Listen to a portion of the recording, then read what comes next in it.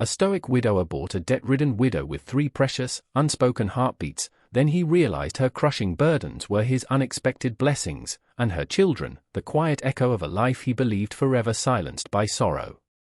The dust of Redemption Gulch, a town forged in hardship and judgment, swirled around Ilara's worn skirts, a gritty shroud for her public shame. The auctioneer's voice, belonging to Silas Blackwood, a man whose soul was as parched as the land, cracked like a whip over the murmuring crowd. Going once, this fine piece of property. Young, strong enough, and comes with a guarantee to pay off the debts of her worthless dead husband, Thomas. Laughter, cruel and sharp, bit at Ilara. She stood on the splintered planks of the makeshift stage, a small, trembling figure, her gaze fixed on a loose nail in the wood, refusing to meet the leering eyes that stripped her bare of dignity. Her 3 infant children, her triplets, were bundled in a nearby wagon, their soft cries a counterpoint to the harsh jeers, each whimper a fresh stab in her already bleeding heart. They were the reason she endured this, the reason she hadn't crumpled into the dust long ago. Thomas, with his charming smile and gambler's luck that had run devastatingly dry, had left her nothing but his name, his debts, and these 3 perfect, helpless lives. The sun beat down, merciless, amplifying the stench of unwashed bodies, cheap whiskey, and despair.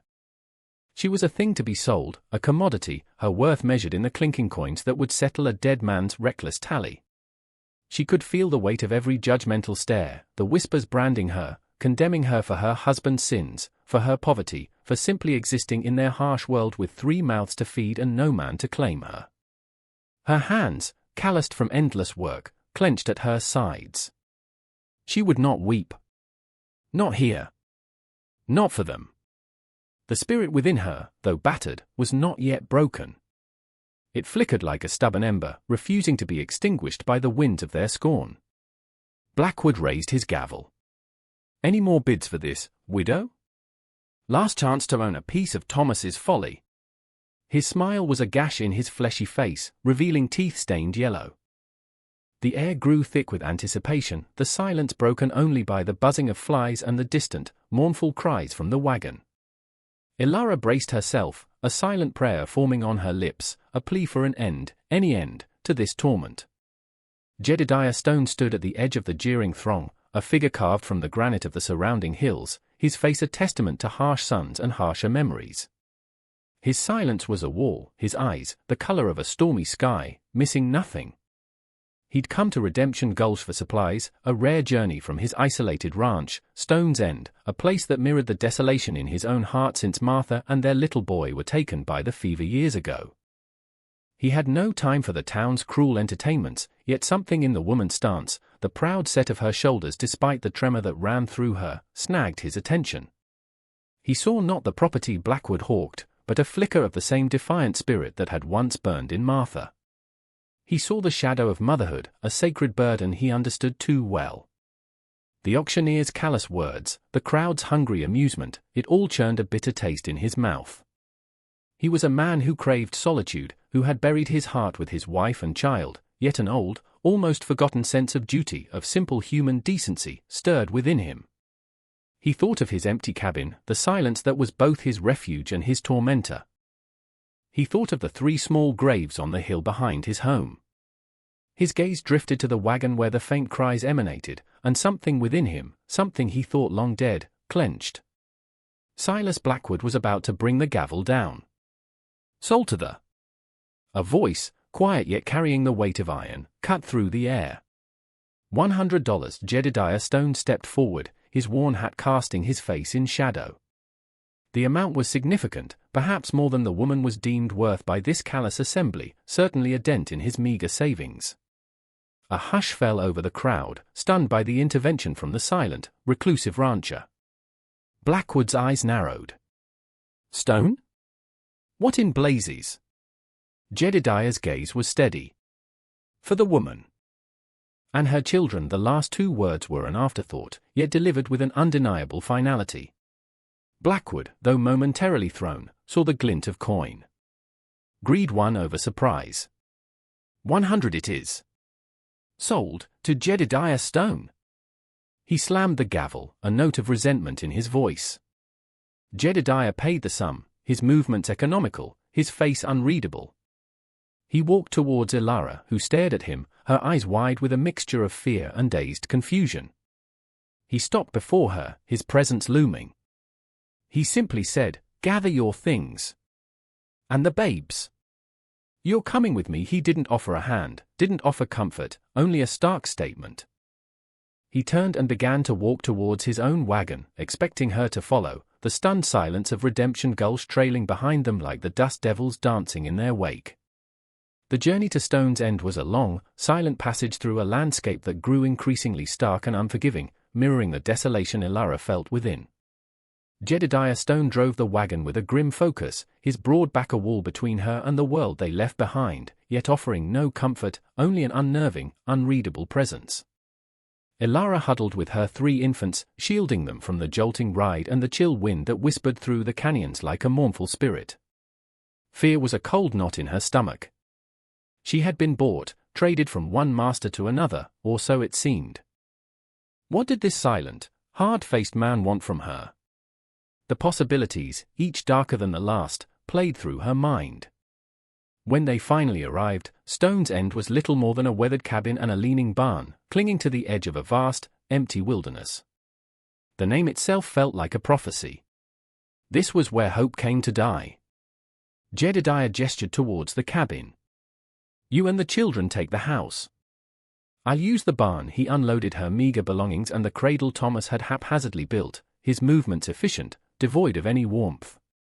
Inside, the cabin was sparse but surprisingly clean.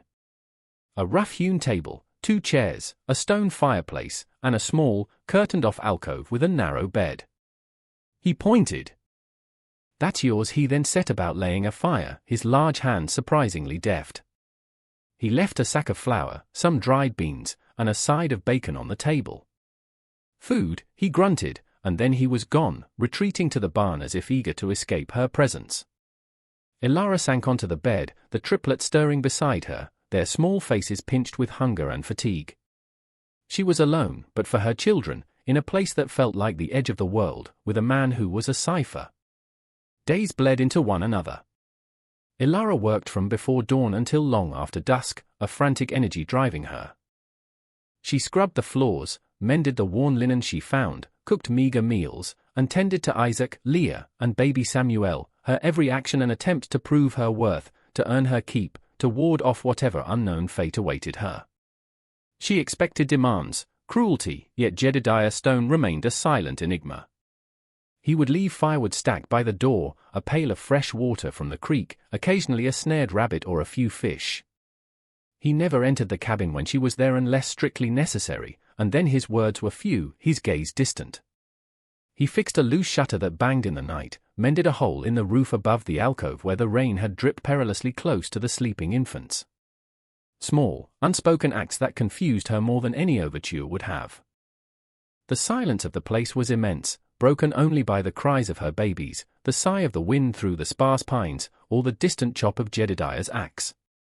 It was a silence that allowed her fear to breed, but also, paradoxically, a silence that began to feel less threatening than the noise of Redemption Gulch. She was still a prisoner of circumstance, but the bars of this cage were invisible, fashioned from uncertainty rather than iron. Weeks turned into a month, then 2. The brutal sun of high summer softened into the golden hues of early autumn. A rhythm established itself at Stone's End, as steady and unrelenting as the turning seasons. Ilara rose before the sun, tending to the triplets, their gurgles and cries the first sounds to break the pre-dawn stillness. Isaac, always the most robust, Leah, watchful and quiet like her mother, and Samuel, the smallest, the one who always seemed to carry a shadow of fragility. She'd feed them, clean, then begin the day's work. She learned to make the meager supplies stretch, her hands growing rougher, her body leaner, but her spirit, in the vast solitude, began to slowly, cautiously, unfurl like a desert flower after a rare rain. She'd see Jedediah from a distance, mending fences, tending his few cattle, his movements deliberate, his figure a solitary silhouette against the wide sky. He never intruded, never demanded. The food, the wood, the water, simply appeared. One cool morning, she found a thick, mended wool blanket folded neatly outside the cabin door, a silent acknowledgement of the approaching cold. Another day, after noticing her struggling to chop kindling with a dull axe, she found the axe sharpened, leaning where she'd left it. These small, unspoken kindnesses were pebbles dropped into the deep well of her distrust, sending ripples of confusion and a nascent, hesitant gratitude. She, in turn, began to leave a portion of the cooked meal on a plate outside the barn door, covered with a cloth. He never acknowledged it, but the plate was always empty the next morning. Dialogue remained almost non-existent. A curt nod if their paths crossed. More would needed, he might say, or she might offer. The beans are cooked yet. In the shared space of that isolated ranch, a silent conversation was taking place. He observed her tireless devotion to her children, the gentle way she soothed their cries, the fierce protectiveness in her eyes. She observed his quiet industry, the way he seemed to carry the weight of the world on his shoulders, the deep lines of sorrow etched around his mouth that occasionally softened when he thought himself unobserved, perhaps watching a hawk circle overhead. The wildness of the land, its stark beauty and inherent dangers, began to feel less like a prison and more like a shared crucible. They were two solitary souls, orbiting each other at a distance, bound by circumstance and the unspoken language of survival. The fear Ilara had carried from Redemption Gulch hadn't vanished, but it had receded, replaced by a weary vigilance and a tiny, almost imperceptible seed of something she dared not name as hope. She was not a possession here, she was present. And for now, that was a fragile miracle in itself. One evening, as the autumn winds howled a mournful song around the corners of the cabin, the oppressive silence within felt heavier than usual. Isaac and Leah were finally asleep in their shared cradle, but little Samuel was fretful, his cries thin and reedy, tearing at Ilara's already frayed nerves. She rocked him, humming a tuneless lullaby, her body aching with fatigue, her spirit weary to its core. The door creaked open and Jedediah stood there, a shadow in the dim firelight, holding a newly carved wooden rattle, its surface smoothed by his calloused hands. He didn't speak, just held it out. Ilara hesitated, then took it, her fingers brushing his for a fleeting second. A spark, unexpected and strange, passed between them. She offered it to Samuel, whose tiny fingers grasped it, his cries momentarily quieting as he tried to focus on the new object. Jedediah lingered by the door, not leaving as he usually did. The shared concern for the child hung in the air.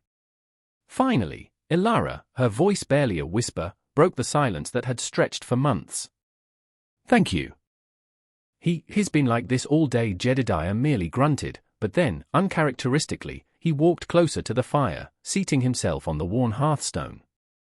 The silence returned, but it was different now, less a barrier and more a shared space. After a long while, Ilara spoke again, the words tumbling out as if a dam had broken. "My Thomas, he wasn't always a gambler. Before the drink and the cards took him, he was kind. He loved to sing." She looked into the flames, her past parading before her eyes, the brief happiness, the slow descent into debt and despair, the shame that had clung to her like a shroud. "He promised us a good life. But promises, they crumble to dust out here, don't they?" Jedediah listened, his expression unreadable in the flickering light, yet his stillness was an invitation. When she fell silent, the only sound Samuel's soft breathing as he finally drifted off to sleep, Jedediah shifted. His voice, when it came, was raspy from disuse, heavy with an old pain. "Lost my Martha," he said, the name a raw wound. "And our boy, Daniel. Fever took them both. One spring. The flowers were blooming." He stared into the fire as if seeing their faces in the embers. "This land, it gives, and it takes. Mostly takes." Ilara looked at him then, truly looked at him, and saw not just the stoic rancher, but a man hollowed out by grief, a grief that mirrored her own. The shared sorrow, unspoken until now, forged a fragile bridge across the chasm of their solitude. She understood his silence now, the way he held himself apart. He was tending his own ghosts, just as she was. In that moment, by the dying fire, with the wind crying outside and a sick child finally sleeping, two broken souls acknowledged their shared humanity. The fear in Ilara's heart didn't vanish, but something new began to stir beside it, a profound, aching empathy. The tentative peace of shared sorrow was shattered by the early arrival of winter. A blizzard descended upon Stone's End with sudden, brutal ferocity, a maelstrom of white fury that erased the landscape and trapped them within the thin wooden walls of the cabin. The wind shrieked like a banshee, rattling the shutters and driving snow through every tiny crack. Jedediah had worked tirelessly to secure the livestock and bring in extra firewood, but the storm's intensity surpassed even his grim predictions. Days blurred into a terrifying cycle of howling wind and deepening cold. The world shrank to the flickering fire, the huddled forms of Ilara and her triplets, and Jedediah's grim, watchful presence. It was then that little Samuel, always the most delicate, took a turn for the worse. His fretful cries became weak whimpers, his skin burning with fever, his breathing shallow and labored. Ilara's heart clenched with a familiar, icy dread. The path to Redemption Gulch, and the nearest doctor, was buried under feet of snow, an impassable white wilderness. Panic, cold and sharp, threatened to overwhelm her. She looked at Jedediah, her eyes wide with a desperate plea. He met her gaze, his own etched with a grim understanding, the shadow of his past loss, Martha and Daniel claimed by fever, darkening his features. He knew, as she did, that they were utterly alone, pitted against the ravages of nature and disease.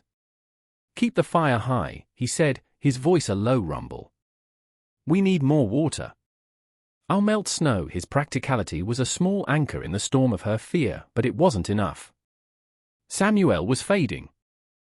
Ilara felt a helplessness that was almost unbearable, the same helplessness she'd felt watching Thomas gamble away their future, the same helplessness on that auction block. But this was different. This was her child, her flesh and blood, and the fierce, primal instinct of a mother surged through her, pushing back the despair.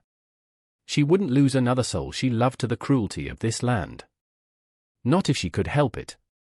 The memory of her grandmother, a woman who knew the secrets of the earth, who could coax healing from wild plants, surfaced in her mind.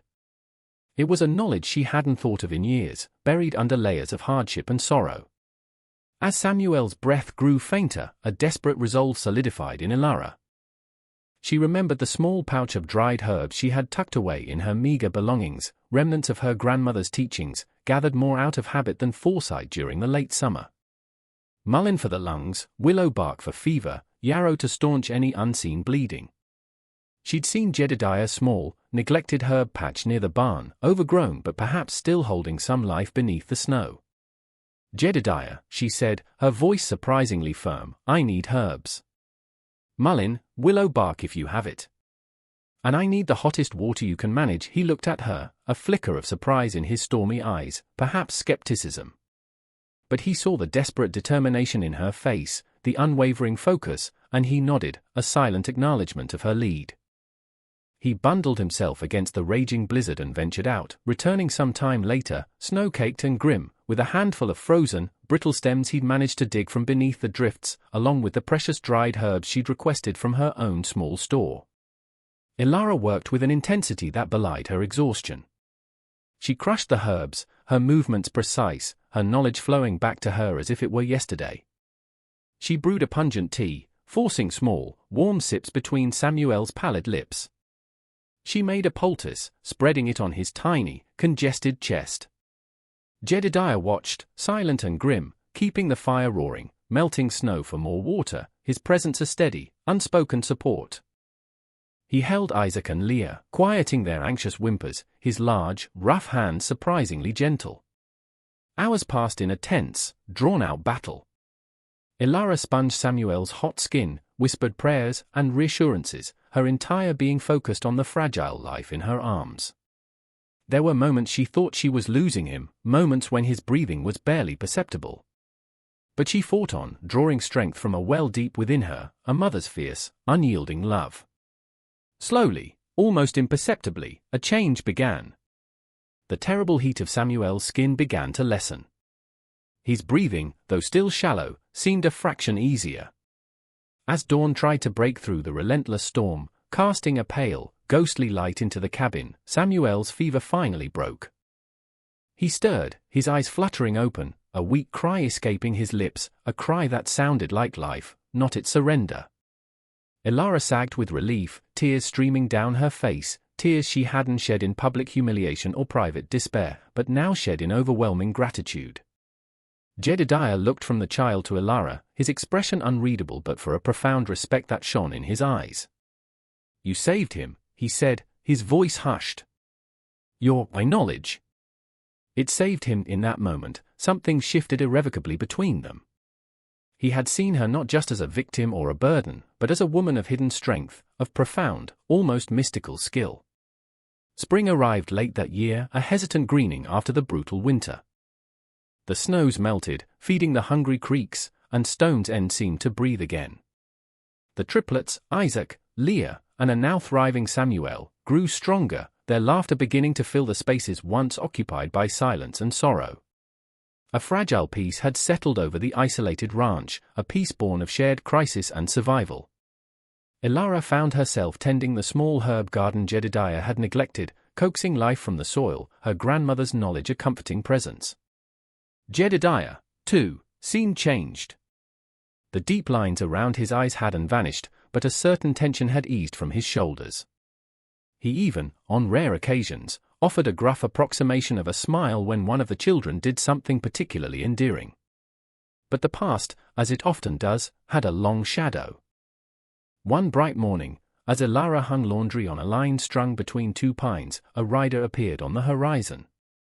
Not the familiar silhouette of Jedediah returning from checking his fences, but a heavier, more menacing figure. As he drew closer, Elara's blood ran cold.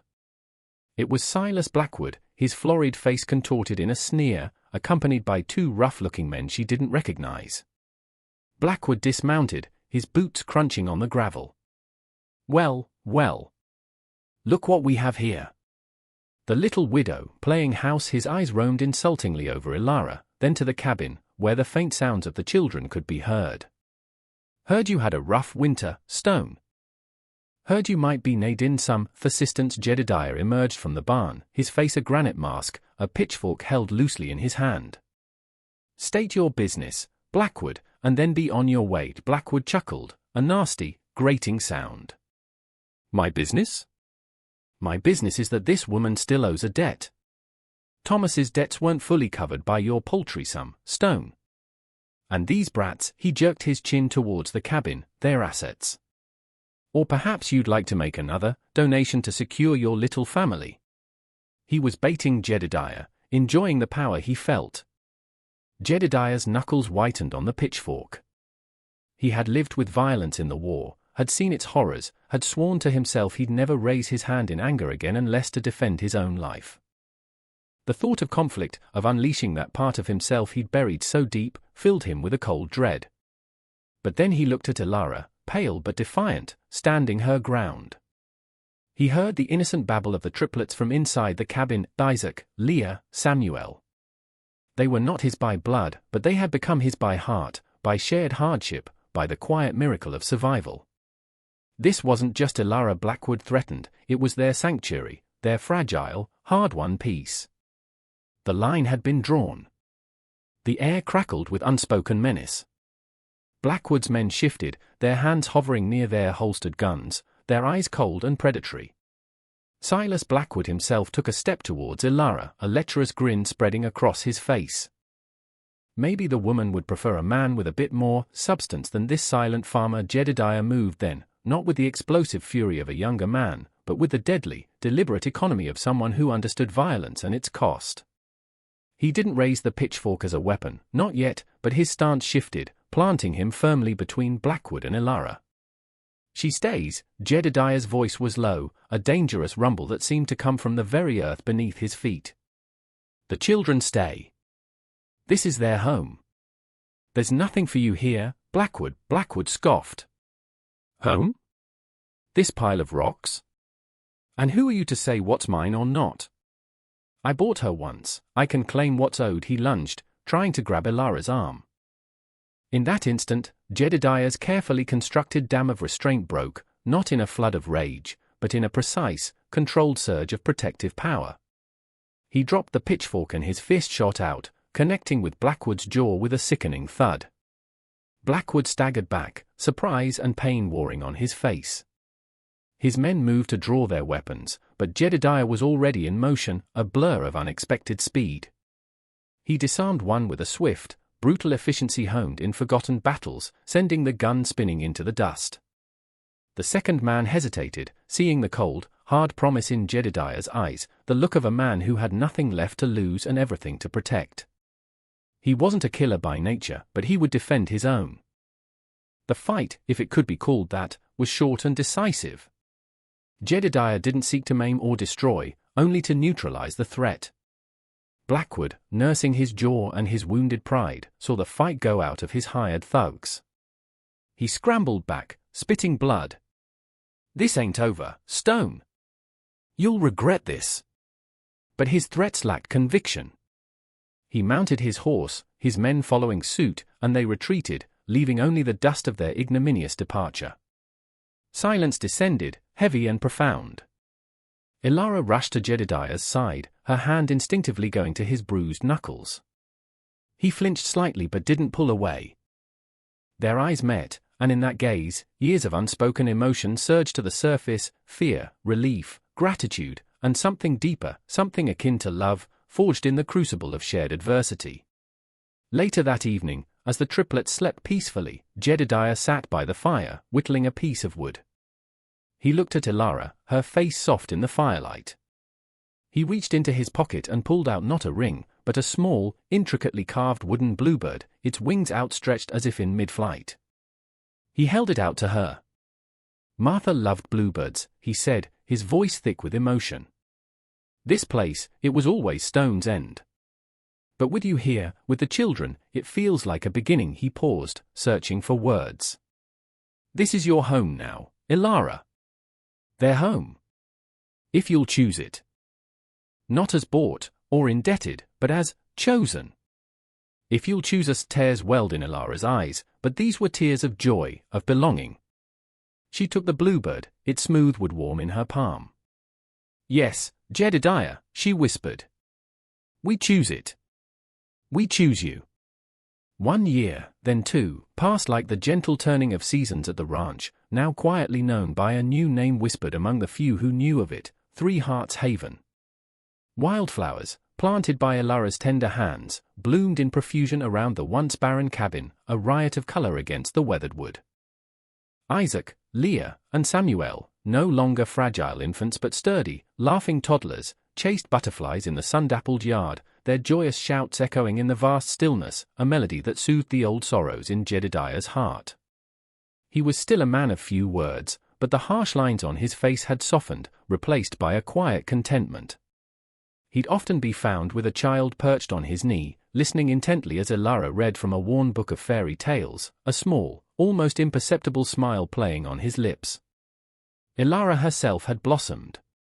The haunted, fearful woman from the auction block was gone, replaced by a confident, serene presence. Her knowledge of herbs, once a desperate measure, had become a quiet blessing to the few remote families in the region.